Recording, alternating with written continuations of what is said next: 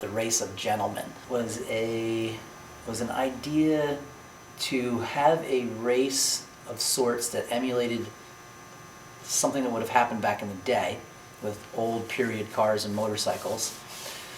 But I actually, to pull something off like that in New Jersey is pretty insane, and people, are constantly asking me, like, how the hell did you do that?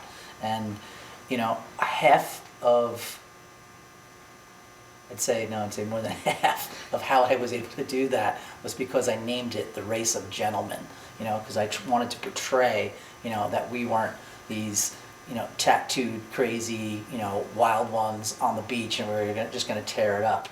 Wait, yeah, it's gonna go lose the snake, and it's here to lose control, and it's here to take your soul. You can't run, it's a fire shame. Run, it's a fire shame.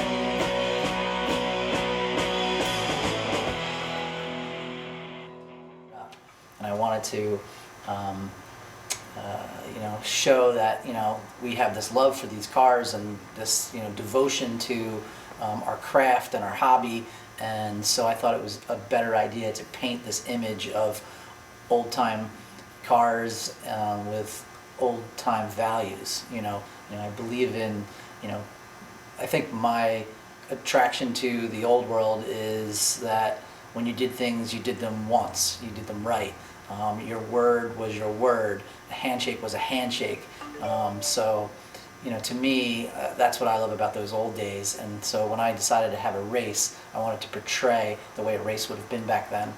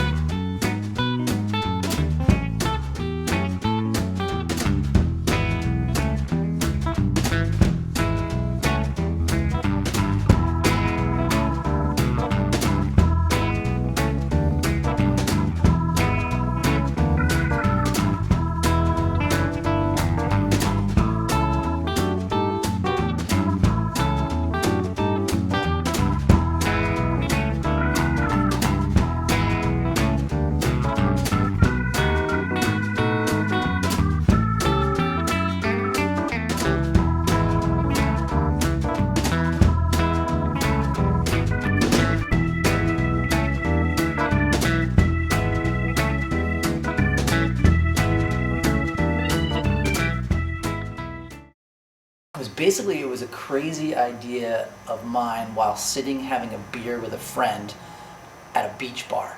We were sitting, he's from Albany, New York, my good friend Mike Kleiman, who's an Oiler with me.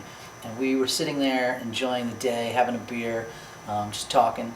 And as I looked down the beach, because we were like, looking at the ocean this way, but looking down the beach, and I saw this great big strip of sand.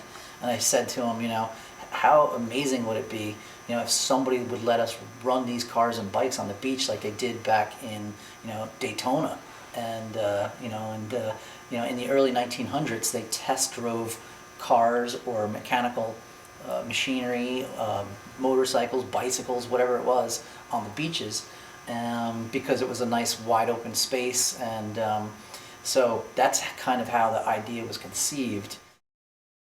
My friend and I basically paid for the whole thing out of our pockets, and it was a gamble, but we were willing, like I said, we were willing to take that gamble.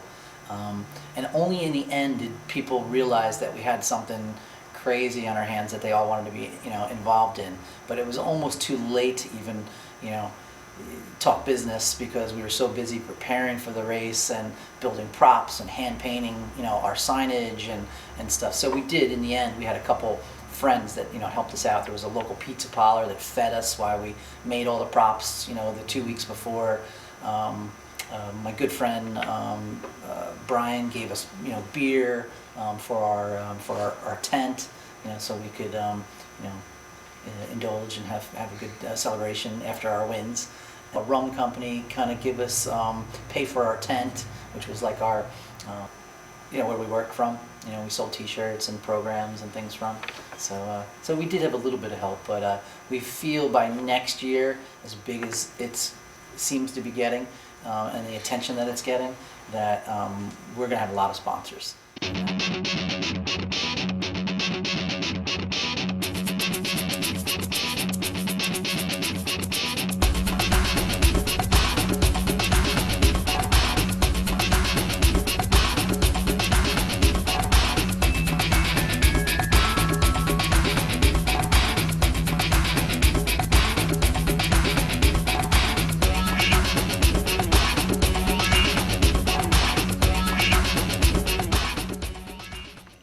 There was so many people there. We couldn't believe it. When the chief of police asked us what we thought might happen and who might show, and as I told you, we had only so little time to kind of get the word out. We didn't have any commercials and we didn't have any magazine ads. We basically had some flyers that we passed out and some web stuff where we were able to put our posters in some different blogs and things. But we told the chief of police that we thought maybe it would do 300 to 500 people at most, and they estimated the crowds at 3,000. So it was a pretty good day. Definitely was unexpected and appreciated. Yeah, we definitely plan to do many more Race of Gentlemen.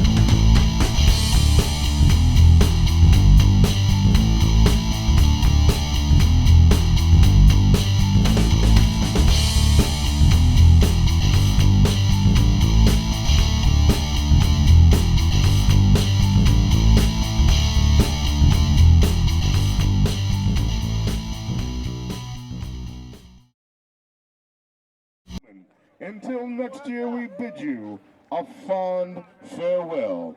And it is truly last call here at the Race of Gentlemen.